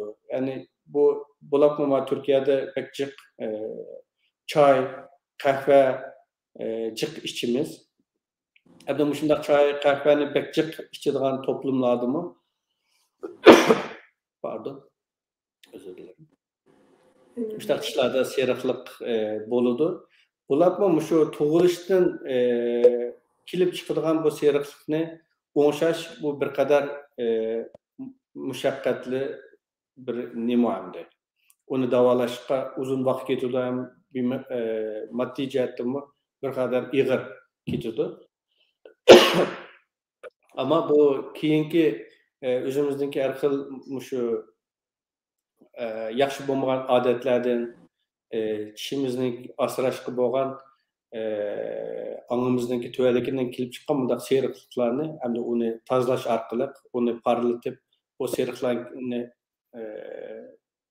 ketkizgili bo'ldi. Tish oqartishning chiqi ziyni bormi? Hamda tish oqartish farqli yöntemleri var. Mesela tishni oqartish derken ibaydan siz deb o'tganingizga o'xshash, mesela shundaq choy, qahvaninki sinib qolgan dog'lari, undan keyin yaxshi cho'tqilmaslikdan, undan keyin tamaki chekishga o'xshash shundaq yaxshi bo'lmagan odatlardan kelib chiqqan bundaq seriqliqlarni uni tozalab oqartish, u tishga qanday bir ziyni yo'q. Hamda tish oqartish deb tishninki Allah yaratgan bu tishninki rangini biz bu seriq, men buni bek yaxshi ko'rmadim, texim oq bo'lishini xohlayman deb, uni oqartishningki farqli usullari bor. Hamda buningki bir usuli bu tishninki to'pisidagi eng ustida animal deydigan mina tabaqasi deydigan tishninki eng qattiq, eng oq bir yüzey bor. Sirtidagi bizningki ko'rdigan eng ustidagi qismi. Hamda bu tishninki u qismida agar rangida bizni rahatsız qiladigan mundaq bir seriqlik bo'lib qolsa, hamda buni oqartadiganninki ikki xil yöntemi bor. Birisi bu tishninki ustiga kimyalik bu oqartadigan mattilni qo'yib, onun bir qilib yasab, onu taqash orqali hem doktorxonada qilib bo'ladigan, hem kasallar o'zini biz kasallarga berib, buni kunda mancha soat uyda taqig'an deb, uni taqash orqali bundaq oqartadigan bundaq yöntemi bor. Doktorxonaga kelib bir seansda yoki bo'lmasa 2 seansda 1 soat atrofida vaqt chiqarib, uni oqartadigan undaq yöntemi bor. Ya undan keyin agar o tishninki rengi haqiqatan pek seriq, tishning shaklidimi biz yaxshi ko'rmaydigan bundaq shakl buzuqligi bo'lib qolsa, ham uni hozirgi mana bu laminant deydigan tirnoq porselan deydi. Tishninki ustiga nihoyatda nepiz bir tabaka yopishtirish orqali hem tishninki shaklini hem rengini tamamen o'zgartib hozir moda bo'ldi-ku Hollywood smoilda ashuni o'zgartirish mumkin. Körmələrimizdə sizdən soraydigan sual barga qarab baqandoq. Aha. Assalamu alaykum Abdukerim Buğra aka, yaxshimisiz? Bek yaxshi tushunchalar so'zlab berdingiz. Xo'sh bo'ldik. Bir savolim bordi. 17-18 yoshlik bolaning aql tishi bek og'ritib chiqadigan, ba'zi doktorlar tortish kerak deydi. Tortishi to'g'rimi debdi? Bu 20 yaş aql tishi deydigan bu tishimiz normalda endi balalardan balalarga o'xshamaydi. Ba'zilarining 16-17 yoshda chiqadiganlari bor, ba'zilarininki 20 necha yosh, hatto 30 necha yoshda chiqadiganlari bor. Agar o 20 tishi aql tishi chiqish jarayonida ozroq og'rishi o normal. O ağrıp çıkıp eğer hem mayli astidagi bo'lsin, mayli ustidagi bu aql tishi to'g'ri chiqalisa, hammasi tamamen chiqalisa o tartishning hojati yo'q. Endi biz bu mana bu gömülü 20'lik dish degan bu yerimi azroq bir qismi chiqib, ko'pincha bir qismi tishiningki milikining ostida qolib qoladigan bundaq ahvollar bor. Aldidagi tishi mandaq, bu keyindagi 20'lik tish mandaq aldidagi tishga maymoq chiqadigan shu. Endi bundaq chiqqan tishlarninki davomli tishni og'irtadigan ish bo'lib qolsa, yilda bir qatim yoki ikki qatim yuzida ishlaydigan, og'irtadigan bunday ahvollar bo'lsa, uni cho'qim tortib o'tish lozim. Endi uni tortib o'tmasa, bularni zaman o'tgan sari agar orqadagi tishlar maymoq chiqqan bo'lsa, bularni ham hozir kunimizda shu yangi nesil bolalarninki ostin yoki ustin ingak bo'lsin, burunqi insonlarga qaraganda kichik. O tishlarninki sig'maslik ehtimoli texmi yuqori. Agar u eng oxirgi bu aql tishimiz maymoq chiqib, oldidagi tishlarning hammasini orqadan texmi siqishtirib, ularninki oldidagi tishlarninki kelgusida maymoq bo'lib ketish ehtimoli bo'lib qolsa, uni nihoyatda oddiy bir panoramik film tortish orqali buni diagnoz qo'yib tespit qilib bo'ladi. Shundaq bir film chekkandan keyin uni cho'qim net ko'rgili bo'ldi. Ya'ni mana tishni tortib o'taylik yoki tortib o'tmasakmi, kelgusida chiqarish ehtimolligi bor deb. Shundaq bir film bilan, oddiy bir film bilan buniki diagnozini qo'yish mumkin. Shunga qarab, agar kelgusida to'g'ri yo'nalishda chiqa oladigan ehtimoli bo'lsa, tortmasaqmi bo'ladi. Agar chiqolmaydigan bundaq tish bo'lsa, uni tortish kerak. Yan bir körmemiz soraptı. Bizge qaysi markalık tish pastasını tavsiye qilsiz deb. Hozirgi bu shu bizningki kunlik turmushimizda ishlatayotgan butun tish pastalarining hammasidan ichida tarkibida tishimizni yaxshi tozalay oladigan moddaning hammasi bor. Ya'ni shu piyosaga marketga surilgan markalık tish macunlarının hammasininki asosiyatdan temizlaydigan özellikleri hammasi asosiyatdan o'xshash. Endi ba'zi markalar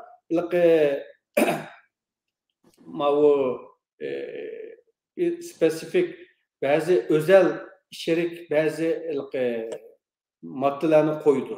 Masalan, ba'zilarimizniki pek so'g'uq, pek qiziq bir narsa olsak, tishimizda bir hassosiyatlik his qiladigan bunday ahvollar bo'lsa, uningga har xil markadagi cho'ng firmalar shunday hassosiyatni oldini oladigan, tishninki biz ko'z bilan ko'rolmaydigan mikroskopniki ostida ko'rsak, buning ichida minglagan, millionlagan mikro nuqta shunaqa nimalar bor.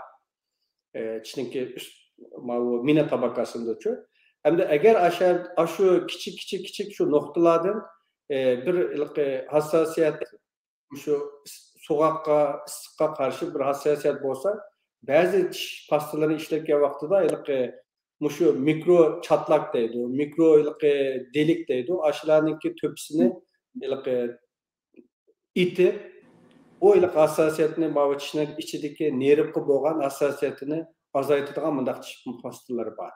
Hem de bazılarınki tişninki milikide mesela mesele boğan bolsa, davamlı tiş çotkılasa kanaydıgan mesela aşındaq bir ahval bolsa, o tişninki minisideki o enflamasyon yoki bo'lmasa şu yerdeki bir yallıg'lanishninki oldini oladigan aşında antiseptik, antibiyotik özelliği var. Bazı aşında maddelerni içine qo'shilgan tish pastalari var. Hem bular ayrım bazı aşında spesifik durumlarda değil mi? Ama normalde biz qaysi tish pastasını işleteyli en mühim boğunu bizniki yaxshi unumli tishimizni cho'tqilishimiz.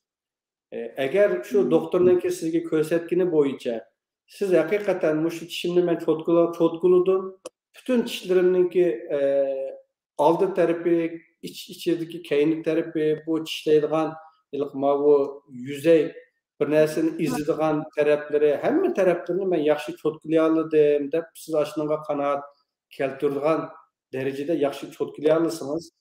Hem de bu hozirgi şu marketlerde setayotgan qandaq tish pastası alsanız hammasi de tishni tozalaydigan bir nima bor. Şuna tish pastasınınki markası undaq pek mühim emas. Bo'ladimi? Normal insanlar uchun qaysi tish pastasınınki furqini, onunki ta'mini yaxshi ko'rsangiz, aşını işlerseniz buldu. Yani onunla tish pastası çok mani işletmesi olmaydı deb undaq tavsiye qilmaymiz ama en mühimi tishni yaxshi cho'tqilash. Şu tişimizni qancha minut atrofida cho'tqilsak bo'ldi? Normal ahval aslında mesela biz bulatmamdı meninki bu ortodonti tedavi kılıvatkan, şu tişe sim takıp davalaş kılıvatkan bunda kesellerimizge hem de tişninki üstüge biz sim takıp onun üstüge nurgun çok pardon. Estağfurullah. Ben bunda göstereyim. Körendi mi? Görünük. Bu tişninki üstüge bunda bu sim takılgandan keyin bunu cho'tqilash texmi ta'sirlashidir. Bu tishning ustiga biz chaplagan bundaq braket deymiz buni. Buningki atrofida tomoqninki qoldiqlari qolib qolish ehtimoli texmi yuqori. Shunga bu ortodonti bu tedavi qilayotgan, davolash ilib berilayotgan kasallarga texmi yuqori talab qo'yamiz. Bu sen cho'qim 3 minut, 4 minut cho'tqilaysan deb. Hem bununki normal çotkıdan başka alayda çotkılarımı var. Mesela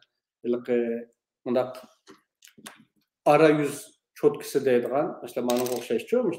İnçike, nayette inçike çotkılar var. Tişinki oturlarda mesela normal çotkı kremleydiğen yerlerini, mesela aralarını çotkılaydiğen çö. Bu çotkılarını çok işiltse de talep kılımız bulanı yaxşı işletmese bu tişniki otursidiki köz bile bazıda kögül bo'lmaydigan bizning diqqatimizdan qochadigan aşındaq bölgelerde çürük paydo bo'lish ehtimoli bor.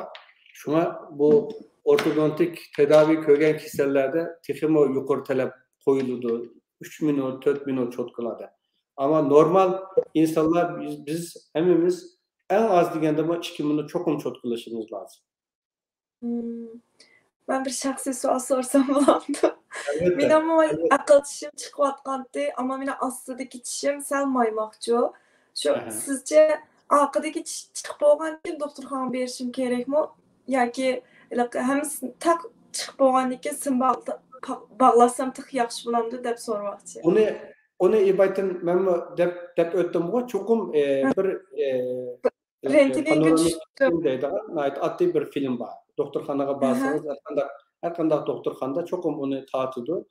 Aşu intayin addiy bir film bilen aşu sizningki tişingizningki sizge keyingi vaqtlarda qandaq meseleni o'tirib chiqarish ehtimolliqi bor degan shu ehtimolliklarni addiy bir film bilan biz ko'rishimiz mumkin. Shu filmingizga qarab agar yo'q bilbash agar sizningki bu tishingiz sizga keyin cho'ng bir masala chiqolmaydi. Buni tatmasangizmi bo'ldi deydigan bundaq ahvol bo'lib qolsa, uni tartishingiz shart emas. Ammo shu filmdan biz qaragan vaqtida agar o oldidagi tishingizni texmi orqadan ittirib, siqishtirib, oldidagi tishlaringizniki texmi maymoq bo'lib qilishiga sabab bo'ldigan bundaq bir ahvol bo'lsa, uni cho'qim tatib o'tish kerak. Shunga mening tavsiyam cho'qim bir film tatqizing. Anqaraga yo'lingiz tushgan vaqtida keling. Uni Ma'qul, rahmat. Yana bir ko'rmamiz debdi. Istanbulda kasal ko'radigan o'rningiz bormi deb so'rabdi. Yo'q, Istanbulda bizning hozir bir doktorxonamiz yo'q. Yana bir debdi. Tishning yuzidagi chak ketgan, yeriq paydo bo'lib qilishning ziyni bormi, davolash usuli-chi debdi. Bu tishniki bo'yliqi mina tabaqasi deydigan eng ustidagi bu tabaqa asli mushu vujudimizning inson vujudining ichidagi eng qattiq so'ngak. Ya'ni bu tishniki minasidek qattiq so'ngak bizningki insonning vujudi boshqa bir yerda yo'q. Eng qattiq bir so'ngak. Endi agar tishniki minasida bir chatoq bo'lsa, u ilqi chatoq bo'lib bir tal tishda emas, bir necha tishida chatoq bo'lsa, u inson o'zininki diqqat qilmagan bir ahvol bormi yo'qmi deb uni cho'qim bir ko'zdan kechirish lozim. To'g'ri ma'lumotgan bir ish bormi yoki meningki shunday chatlashiga yo'l ochadigan bo'libmi hamda bizningki bu Uyg'ur to'plumida biz gazir chiqishini bek yaxshi ko'ramiz-ku.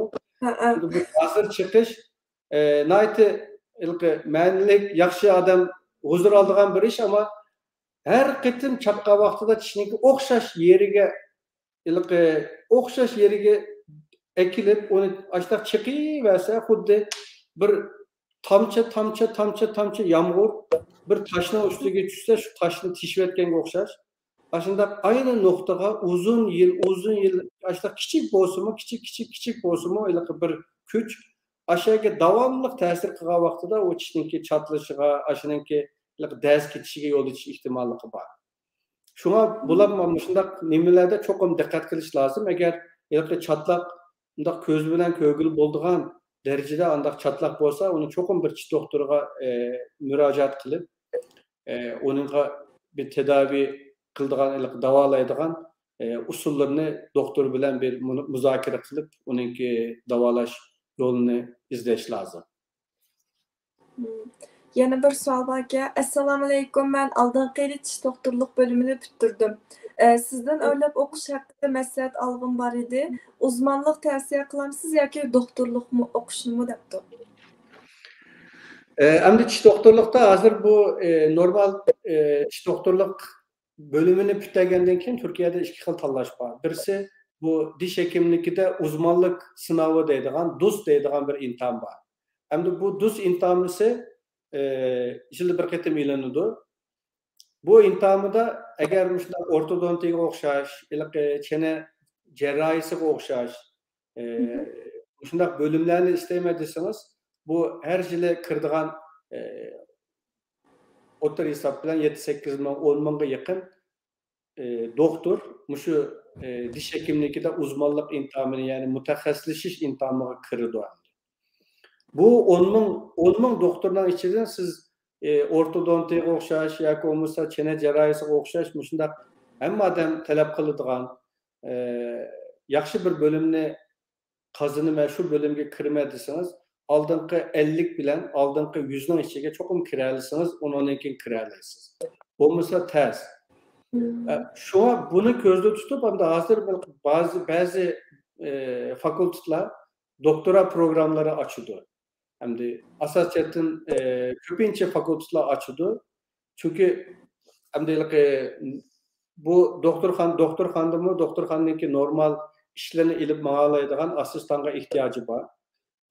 O uzmanlık bilen kelgan o doktorlarninki soni azayishi bilan ba'zi universitetlarga talab qiladigan numeri yuqori bo'lg'achqa u nomer bilan kiradigan o'quvchilarninki soni bolaninki ehtiyojini qamdayolmag'achqa ba'zi bölümler doktora programını jiq ochadigan bölümler fakultetlarmi bor.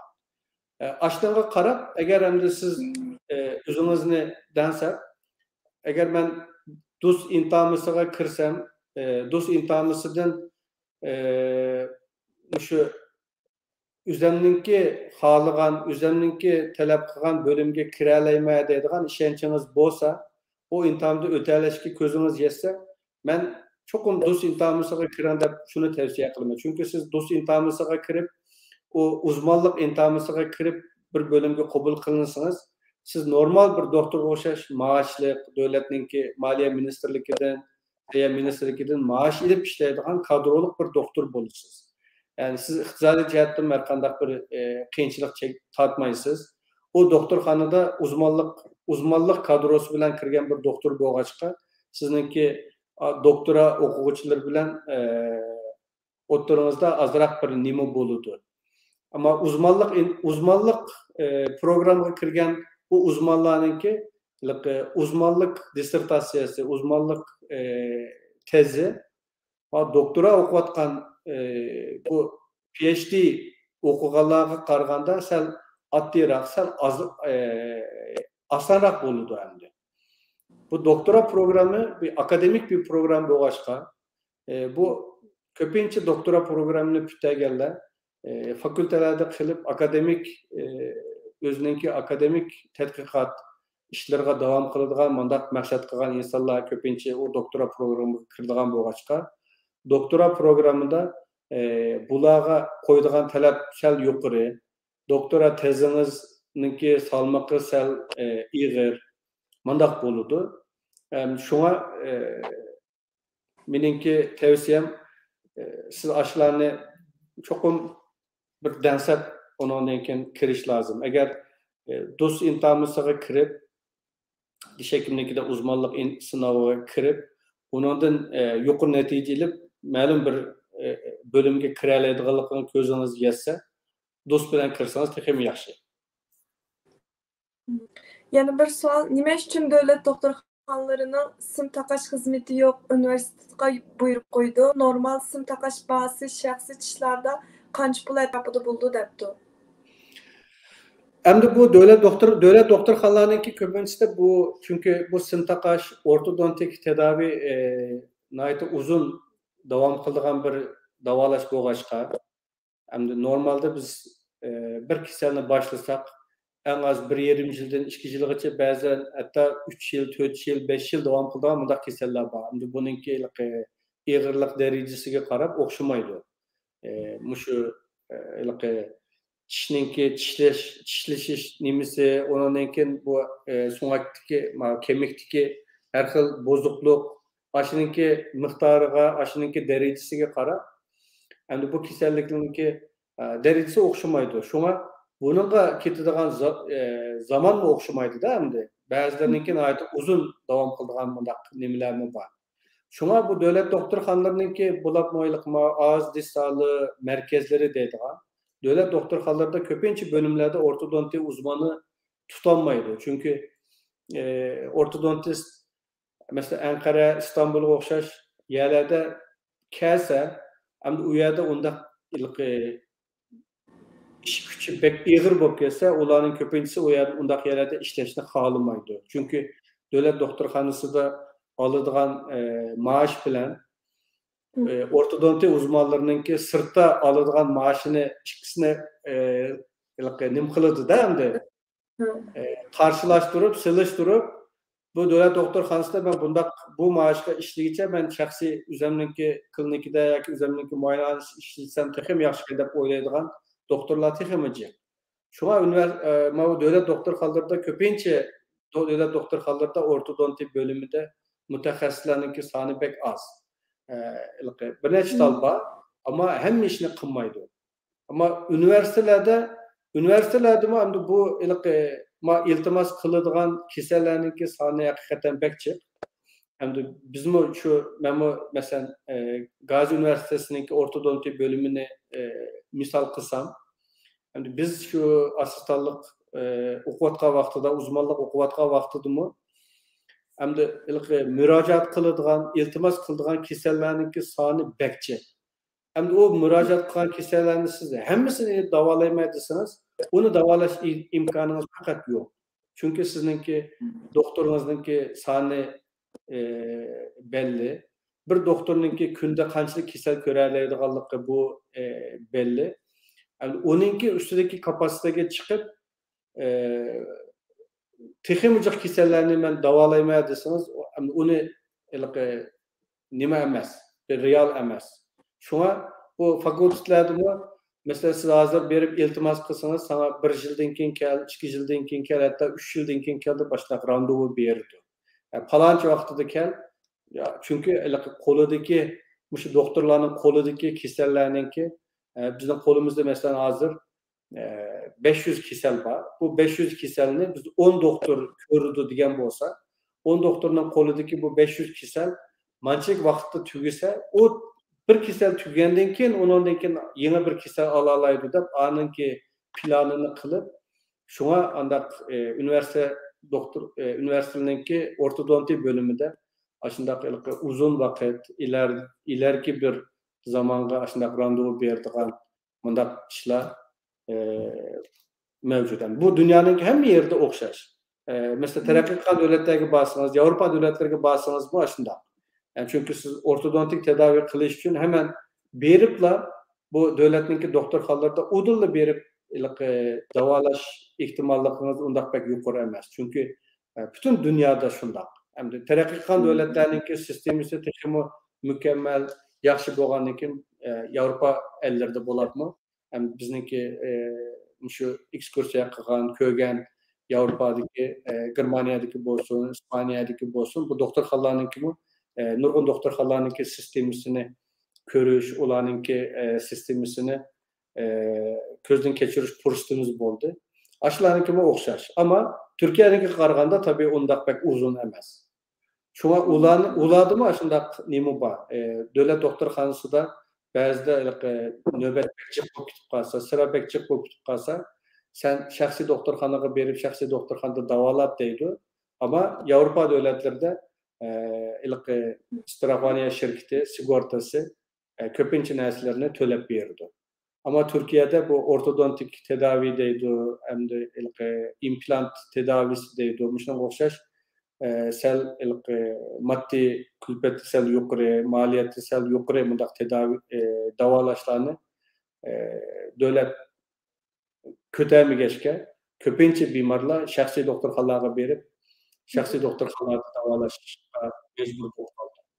Endi bu ortodontik tedavi bu yengillik, ig'irlik darajasi o'xshamaydi. Bununla ketadigan zamanmı o'xshamaydi.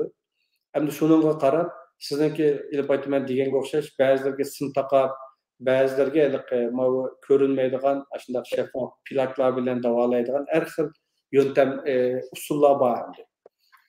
Ashuningki nimasiga qarab turib, bu sizniki ishlatadigan shu ortodonti mutaxassisniki tanlaydigan shu usuliga qarab buniki bahasımı o'xshamaydi. Hem bir şehirden bir şehirge mi o'xshamaydi. Bir şehirde bir rayondan bir rayonga qarab mı o'xshamaydi. Mesela İstanbul'ni misal qilsak, bir Beşiktaş'ta, bir Nişantaşı'da yoki Ataşehirga o'xshash mandaq bir yerdagi bir doktorxonada qilgan bir davolashninki bahasi bilan Zeytinburnu'daki yoki Safaköydeki mandaq bir rayondaki bahasımı o'xshamay qoladi. Endi ba'zi doktorlarninki dağlıq doktorlarninki oldiga borsangiz, gözgü görüngen, emma dem vay muşu doktor pek yaxşı deydigan mundaq doktorlarga baksanız, ularınki basımı okşamaydigan ahvallar boludu. Hem de hazır Türkiye'de hem de otur hesap bilen ortodontik tedavi 20 10 ming, 12 ming liradan 30 ming, 35 ming liragacha aşındaq nima bağımdı. Yana bir stepda Assalamu alaykum Abdukerim doktor. Vaqtingizni chiqarib tish asrash to'g'risi bilan bizga o'rtoqlashdingiz uchun rahmat. Savolim shuki, uyda o'zimiz ishlasak bo'ladigan, bir necha minut surkab yuvasak bo'ladigan tish oqartish miyni tish qizini bormi? Yilda qancha qatam ishlasak bo'ldi deb so'rabdi.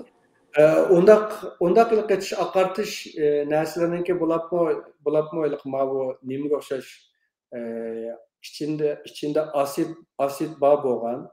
Andaq oqartiradigan narsani ishitdi tishninki minisiga cho'qim ziyni bor, ta'siri bor.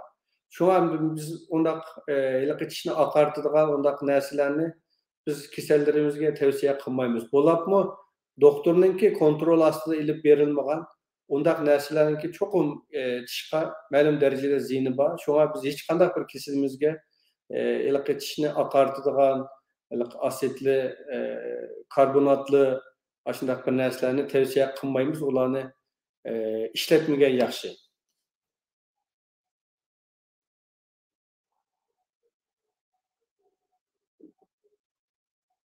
Ketib qoldimi?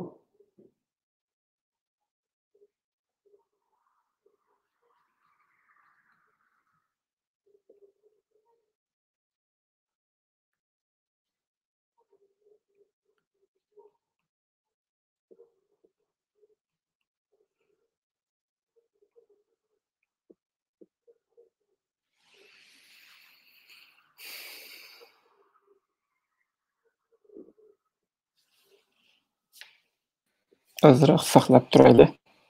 Kompyuter ketib qoldi voy. Bilbashgan kompyuter ketib qoldi. Azroq saqlab turay.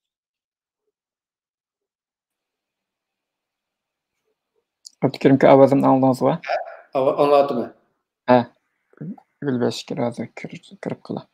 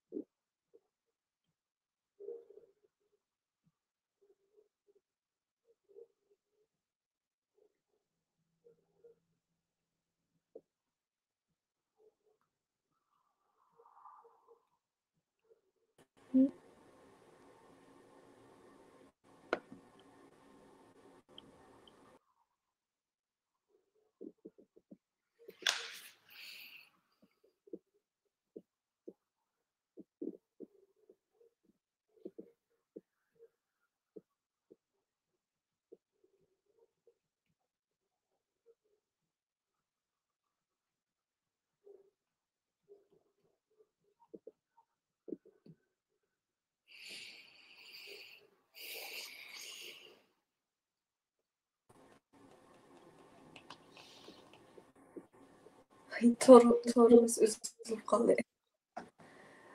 Savolni qayta so'raymi? Aha.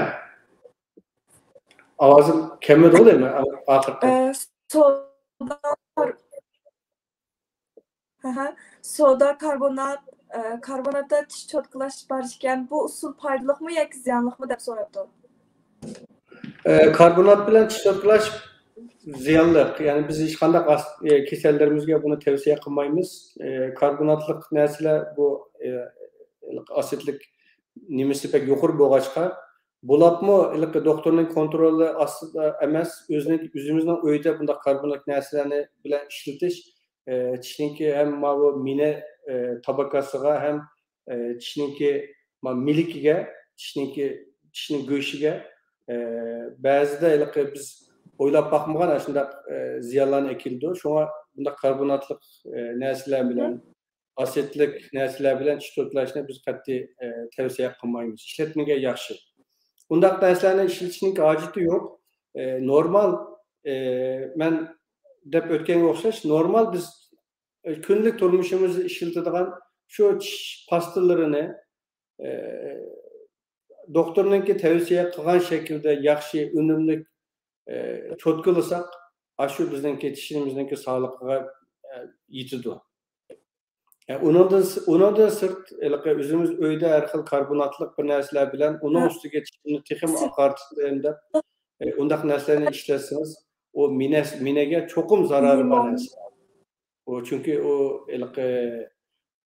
bu dereceden tashqari quyuqlashtirilgan bir narsa. O bir nimada qarasangiz, sizning tishingizni oqartganda tishingiz teximi oq ko'ringandek qiladi, ammo tishingizniki o eng ustidagi parlaqlik ketib, o beyaz, o oq siz undaq yaxshi ko'radigan undaq bir oq bo'lmay, boshqa bir xil oq rangni olib qoladi. Shunga uni ishlatmaslik lozim.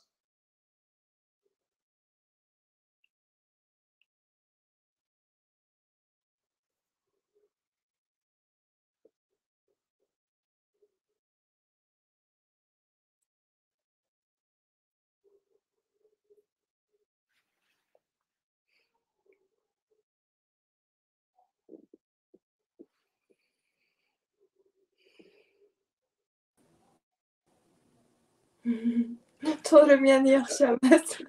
Yo'q, hech yo'q. Siz avval asitlik narsalarni ishlatmoqlar degan men anglaganda limonlar bilan cho'tqilagan, andan keyin bo'ljurgan bilan, andan keyin tuzlar bilan cho'tqilaganlarni anglagan. Bularning hech qaysi bo'lmaydi-ku hamsa. Yo'q. Undaq narsalardan qechinish lozim, undaq narsalarni ishlatmaslik lozim. Yani bu limonninki tarkibidagi o asit miqdori pek yuqori. Ashundaq limonga o'xshash, ashundaq har xil karbonat nimasi yuqori bo'lgan undaq narsalarni qat'iy cho'tqilmaslik lozim. Yani bir savol borki, assalomu alaykum. Men ma'lum bir kasallik sababidan yemeklarni og'zimning o'ng tarafidan chaynaydiganga odatlanib qoldim. Bunun ziyni bormi? Qanday qilsam bu odatimni o'zgartiralayman? Alloh rozi bo'lsin debdi. Bu yemekliklarni bir tarafda chaynash nihoyatda og'ir masalalarni keltirib chiqarish ehtimolligi bor. Chunki bizningki ikki eklemimiz bor. Sağ, o'ng va sol her ikki eklemimiz bor. Alloh mushuni nihoyatda mukammal bir temponliq denge ichida yaratgan. Eğer biz davamlı bir tarafta işlersek, bir tarafta çiğnesek, ma taraftaki muskullarımız tembelleşiyor, o'rinlashadi. Bu taraftaki tishimizde etrafında tish taşları deymiz, biz tartar deymiz. Xuddi çeynekte biz çay qaynataversek, çeynekten astiga nima shakillanib qolganga o'xshash.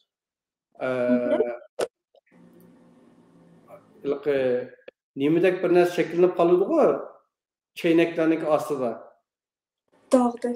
Dağdak aşılaq bir narsa. O bir işletken tarafninki mavu tozaligi yaxshi bo'ladi. Siz ishlatmagan tarafninki etrafida bir muncha tish tashlari, ashuna tartar paydo bo'lib qoladi. Siz uni kontrol qila olmaysiz. Bu vaqtda ishlatmagan tarafni siz temizleyemeysiz. Hem onun üstüne bir tarafını siz davamlı işletiyorsanız, ma taraftaki eklem yaxshi işlemaydi. Şuna bir taraf işletken eklemge texmi jiq yük binidi. İşletmegen taraftaki eklem tembelleşidi. Şuna bilen bu nimide eklemninki bu bisişida, tamponluqda mesele çıkıdı. Hem de bu uzun mezgilde kronik bir ceryan. Hem de siz davamlı mesela bu tamak yedinde 1 yıl, 2 yıl tamak yegenden keyin hemenla bir yıldan keyin, 2 yıldan keyin bir mesele görünmeydi.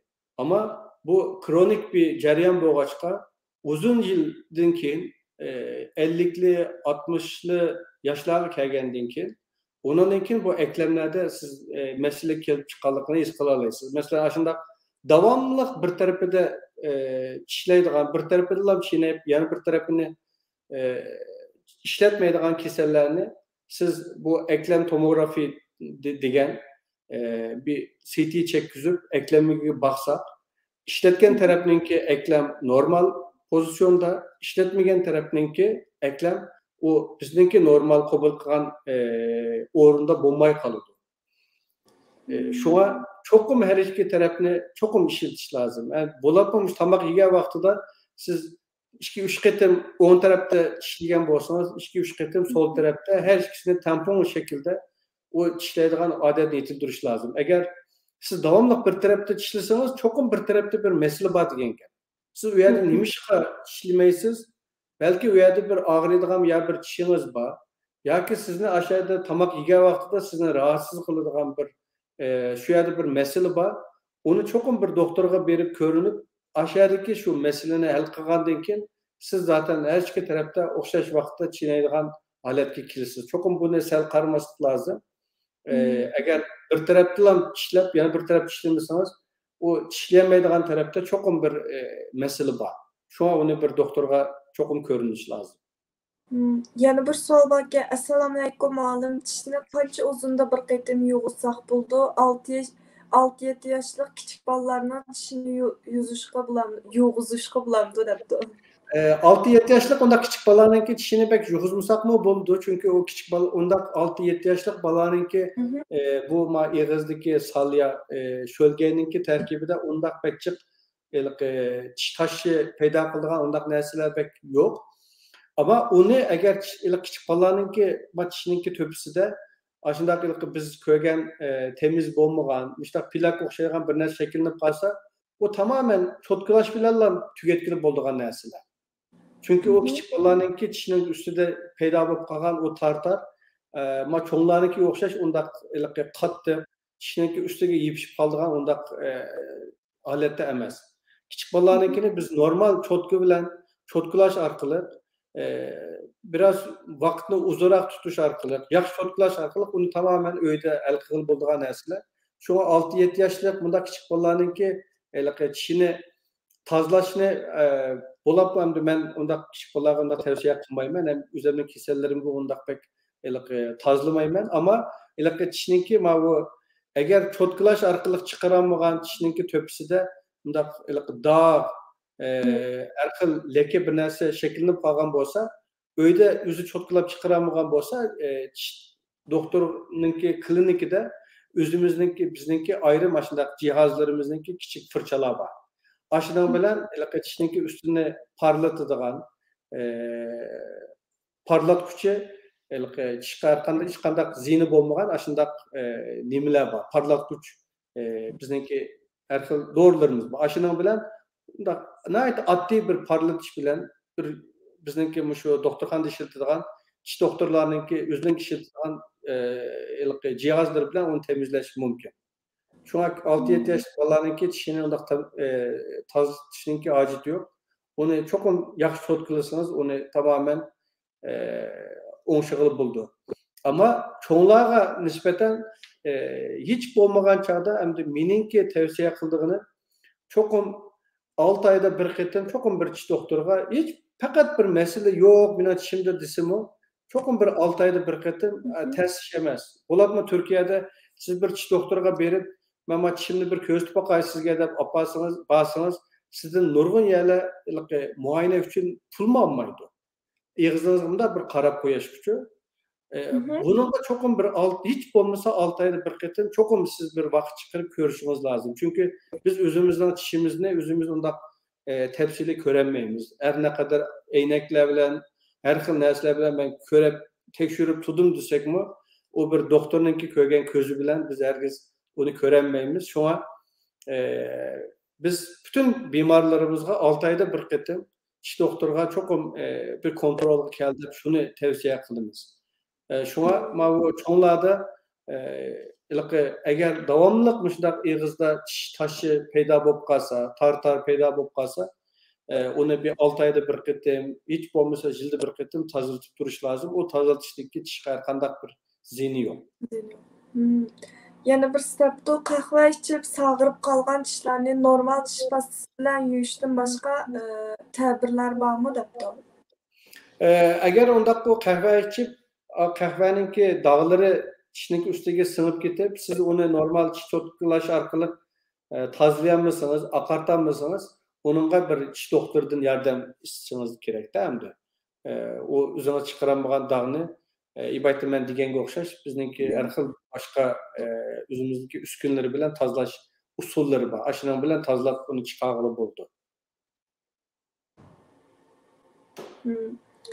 Yana bir görmemiz depdi. Bek yaxşı inkaslar geldi. Rahmet sizge. Bek yaxşı düşençlerini sözlep berdiniz. Harmagaysiz. Rahmet doktor. Cık bilmegen näsleg igi bolduq. Sizden faxrlandık, memnun bolduq depdi. Yana Ben bir rahmet ettim. sorapdı. Eğir qurğaqni davalaş usulü barmı depdi. Iğız qurğaqlıqı. Eğir dep yazıpdı.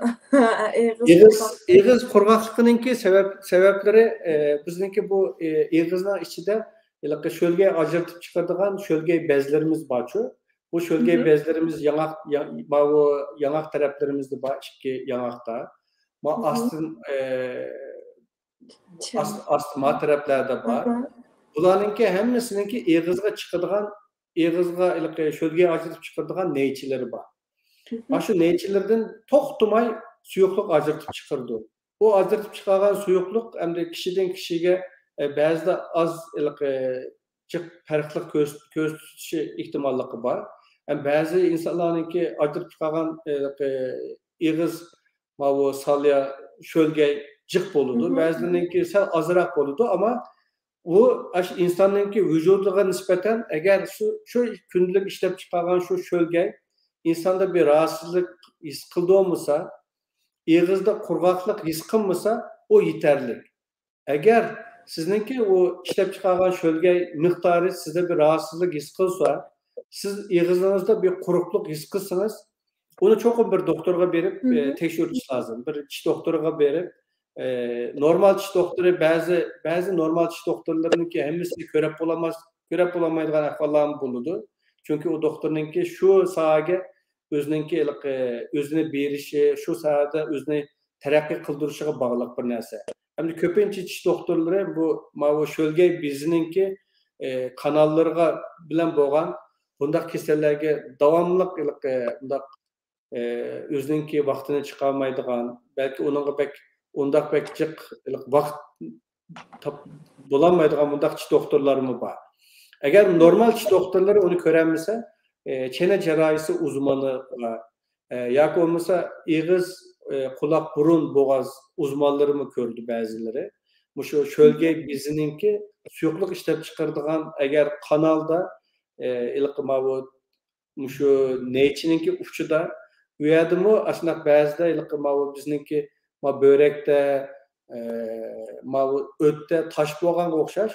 Aşı neyçilerinki içidimi aslında şölgeninki işlep çıkargan şu suyuqluqdan içidimi aslında mikro kalsiyum içegen aslında küçük zerreçiler var. Şu zerreçiler bazıda şu şölge işlep çıkardıgan şu kanalınki çıkış Iğızını tosup alırgan bunda ahvallar boludu. Eğer ondaq bir ahvaldan tüpeyle sizinki Iğızınızdaki şölge suyuqluq az bolsa, ona ait adli bir usul bilen onunki açıdıgan her xil yöntemler var. Hem de lazer bilen ve başka zamanevi usullar bilen onu iç tamamen mümkün. Şu an ondaq eğer sizni rahatsız kılıdığan derecede aslında şölgede bir azlık his kılsınız, Iğızınızda bir kurukluk his kılsınız, onu çokum bir doktora verip tekşürtüş lazım. Onunki sebebini çokum tapkılı buldu.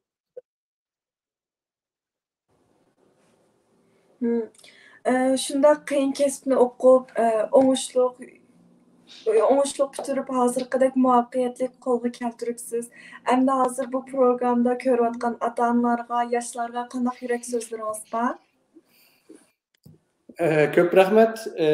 Şu ben program başlaştığımı dedim o anda bu kıyınçılık her qandaq insanınki beşide kıyınçılık boludu. Anda bu kesipninki bolap mı bu doktorluk kesbi şundaq bir kesip ki siz men bir fakültetin pütədim men doktor boldum dep taşlıversanız özünüzni. Ben diplomamla ap boldum men bir doktor deseniz siz şunu diyen aman siz o pes qarapmaňysiz. Hem ben bolap men 2013-yili doktorany pütegen bolsam da hazırgıça meyle Türkiye'ninki içideki bolsun, meyle Türkiye'ninki halkaralık bolsun. muşundaq her xil konferanslar deydi, her xil kurslar deydi. Hiçbirini kaçırmadım. Hem de bu çünkü bu doktorluk kesbi ölgeçe siz özünüzde terakki kıldığımızsınız, yeniliklerini takip kılmışsınız, yeni ilan kılınan makalalarını, yeniliklerini siz davamlılık izlenip şularını takip kılıp mağmısınız, siz kendinize karab çekinip mağmısınız. Çünkü siz köymüşsünüz, sizinki aldığınız başka ulanı körüdüğün nurgun doktorlar var. Şuna her vakit özünüzde çok yenilap duruşunuz lazım. Eğer bulapma hem de bizden ben bu kesbimni ben pek yaxşı kögeçke, tiş doktorluk kesbini ben hakikaten pek yaxşı kögeçke, şuna ben bu kesbini bir tıp nimede kliniklik davalaşta okup etip tiş doktorluk kesbiga almışıp çıkan. Biz bu 97. Atalmış Şinjan Tıbbi Üniversitesi'ne kirgen vaxtıda o çağda Tıbbi Üniversitesi'ndeki kisellikler bölümü yoktu.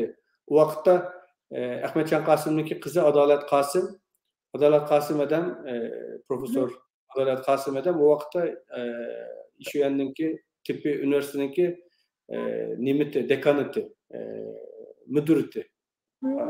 İşüyen'deki üyen canlısı. Şundak boğaçka o adalet eden ben tünce karar bir şu kisellikleri sınıfı açmayanda şu bir sınıf açtı da hem de o açkandan keyin şu klinik mavu tıpta okuvatkan ballarının içinde bizde 4 sınıf atı uçağda. 4 sınıfdan içinde 4 sınıfta asasiyetten bir 300 neçe 400 yakın okuğucu bağımdı. Aşı 400 yakın okuğucu ballarının içinde intam edip 40 balını tallap, o 40 balınınki 26'sı Xitay, 14'ü Uygur, aşında 40 okuğucunu tallap, ayrım özü bir kisellikleri sınıfı açkan. Yani ben şu vakitte imtihan verip, şu güzel tıbbide okuvatkan adam tiş doktorluğa özgürüp çıkıp ketken. Şu anda bu tiş doktorluğu bir taraftan bir doktorluk, bir insanınki sağlığı bilen hepleşidigan, insanınki sağlığı için siz hizmet gösteridigan bundak bir bölüm.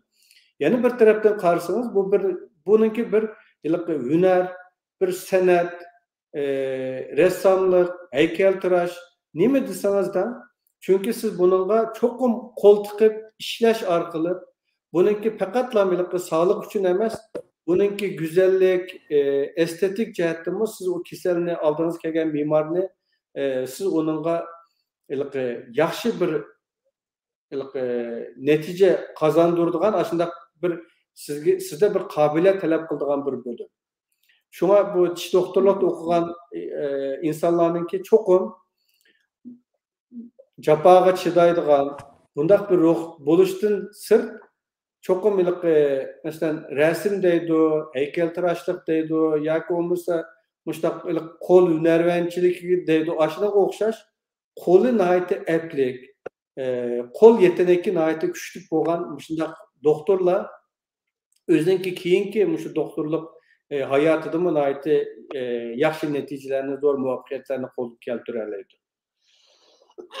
Şuna hem de meninki bizninki perzentlerimizden, yaş iğne sınırlarımızdan tavsiyem hiç kandak vakitte sizler japadan kokmaslık lazım. Çünkü biz ma'lum bir yerga kelime, ma'lum bir netice kazanıma deydikenmiz. Bununki çokum japası buludu. Yani bu mukarrar. Japa çekmey turup hiç kandak bir netice, hiç kandak bir muvaffakiyet hergiz mu da asan kelmeydi. Yani biz köygen nurgun muvaffakiyet kazangan insanlar biz o insanlarınki normal günlük hayatını, yaşamını görürüz. Ama o muvaffakiyetlerninki akısı da kançılık, kan ter, kançılık, o açık, o japa muşakkatının yoşurulganlıkını kiçilep onunla serip kılgan o emgekini biz nurgun vakti köremeye kalımız. Şuna bulap mı şu yaş perzentlerimiz, ini sınırlarımız, kız yigitlerimiz çokum şunu hiçbirimiz isimizden çıkarmazlık lazım. Yani hiç kandak bir muvaffakiyet japa tatmay, bununla bu zaman ayırmay durup, o günde 8-10 saat, 12 saat, 13 saat bunda oltamay turup, bunda yaxşı neticelerni, muvaffaqiyetlerini qo'lga keltirib bo'lmaydi. Şuna çokum bolapmı bizge o'xshash hozirgidek mushundaq dunyoda eng ig'ir kunlarni ko'rayotgan bizge o'xshash mushundaq bir mazlum millatda endi bizningki yoshlarımızdan, şu qizlarimizdan, inalarimizdan bizning talab qiladiganimiz biz boshqa millatlarga qaraganda texmi jiq tirishimiz lozim. Başkalar 7 saat, 8 saat okulsa biz 5 saat, 6 saat okuluşumuz lazım. Hatta 3 saat, 4 saat okulsak mı bu az uyku insanı herkes öldürüp koymaydı. Sizinki o 5 yıl, 6 yıl, 7 yıl o tatkanı, o caparınız herkes sizinki niminiz emez. Aslında oruna tolduramaydıgan ondaq bir kayıp emez. Yani bu capanınki aksının çokum sizge bir halavet, onunki emgiki, onunki sizge beradigan o huzuru, o çokum siz onunla bir günü kildi, onunki meyvesini çokum bir günü körsiz. Şuna endi meninki bu yaşlarımızdan, kız yigitlerimizden ümit kılıdığının capadan korkmaslık lazım. Meyli qaysi kesipte okaylı, meyli tabiiy fen bolsun, meyli ictimai fen bolsun. Bulatmamdı bizninki hazırkı peytde, hazırkı şaraitimizde biz kiç gündüz tirişimiz lazım. Yani bizge muşundaq tirişcan yeni bir nesil, yeni bir evlat lazım. Hem de bu tarihi devri bir muşundaq çoğun bir mesuliyet. Muşu bizninki hazırkı üniversitede okuvatkan, üniversitede okumakçı boğan, muşu yaşlarımızınki zimmisi de, möhrisi de. Hem de buladın hem de bizninki kütüdüğün, milletimizden kütüdüğün ümidi bek çok. Şuna hem de kandak kesipini okusanlar, okunlar, meyli ictimai fen, meyli tabiiy fen, çokum bunu okugan iken en yaxşı üniversitede okuş lazım. Başınınga tirişiş lazım. Yani bu qaysı kesip bolsun. Yani bunun da hiç kandak birisinde fark kılmaydı. Yani okugan iken siz en yaxşı üniversiteninki şu bölümünde okuşga tirişin. Yani bir normal bir İç Anadolu'daki bir şehirdeki bir üniversite bilen Türkiye'deki en dağınık bir üniversiteninki bölümü otursa da o bölüm hemmisi okşaş bölüm his kılışımız mümkün. Yani mesela başka bir küçük bir şehirdeki bir cemiyetşünaslık kesbi bilen ODTÜ'deki ya ki Boğaziçi'deki bu bölümlerini bir bilen siliştiriş kıyı. Siliştiriş bulmaydı. Şuna bizninki bu azdır intihamıga tayyorlik kılıvatkan muşu yaşlarımız, bizninki perzentlerimiz kiç gündüz tirişimiz lazım. Yani bu fırsat bizge asan kelmeydi. Biz memlekette körvatımız, nurgun kıyındaşlarımız, bizninki milletimiz şundak insan hakikaten uykusunu kaçırdığan biz bu yerde rahat yaşayalaydıgan şundak bir uykumuzunu haram kılıdığan, kaçırdığan müşdak bir şaraitlerde turvatıdı. Bu yerdeki o ballarda ondaq şarait yok. Ula müşü çeteldeki bir türküm müşü ilgarladın, yaşladın, başındaq bir ümitlerini kütüvatıdı. Şuna yaşlarınınki üstüdeki zimmesideki mesuliyet, mecburiyet hakikaten bek iğir. Şuna perzentlerimiz hakikaten bek tirişimiz lazım. Hem de hazır Türkiye'de burunku okşaş emez. Mesela biz Türkiye'ye kilip okuvatkan vaxtlarda bundaq şaraitler yoktu. Biz hem de Japan'ı hakikaten tattık ama o vaxtında biz hiç kimden ağırınmayız. Çünkü biz o vaxtında kıynalsak bizge okuş mükafatı berip vay okugan ukam dep ondaq bizninki aklımızdan kirip bizge teselli berip bizge rıgbetlendirip oku deydigan ondaq insanlar yoktu. Çünkü o vaxtda ondaq pek çok Uygurlar yoktu Türkiye'de. Hem de hazır bütün imkan var. Yani ata-anasınınki imkanı bulmasa o kadarcık kuruluşlarımız, vakıflarımız, derneklerimiz, o kadarcık hayırsever insanlarımız var. Hiç kandak bahane tapalaydıgan bir nimimiz kalmadı. Şuna bu vesile bilen ben bu sizlerge Uygur sistem grupsuga alayda rahmetimni bildirmen. Hakikaten milletimizdeki, bu kelgüsümüzdeki bizninki ümidimiz bo'lgan bu yoshlarninki yaxshi yetishib chiqishi uchun haqiqatan jiq kuch qilyapsizlar. Bularninki shu davrimizga, zamonimizga uyg'un hamma jihatdan yetishgan shundoq yana bir nesl bo'lib chiqishiga ko'p xolis kuch chiqaryapsizlar. Allah razı olsun. Allah texmi jiq bu jihatda texmi jiq kuch quvvat bersin, texmi jiq xizmatlarni qilishga Allah nisib qilsin. Bizning agar sizlarga qila oladigan qanday yordamimiz bo'lsa, moddiy, ma'naviy, qaysi jihatdan bizning qo'limizdan keladigan har qanday nim bo'lsa, hech bir zaman chekinmadan bizga desanglar, biz her zaman sizlarninki aqllarda, sizlarni her zaman qo'llaymiz. Rahmat, rahmat. Ahırda sizge köpten köp rahmat. Sizden faxırlanımız ve gurur his qilamiz. Bolsa milletimizden sizge o'xshash yaramlıq doktor, advokat, hakim köplep çıksın. Bugünkü söhbetimiz muş yergiçe bolsun. Ekran aldık görmenler. Görüşkice aman bulunlar. Hayır hoş. Köp rahmet. Sizlerge ben rahmet eytimen. Allah'a emanet emrelengen. Allah'a emanet.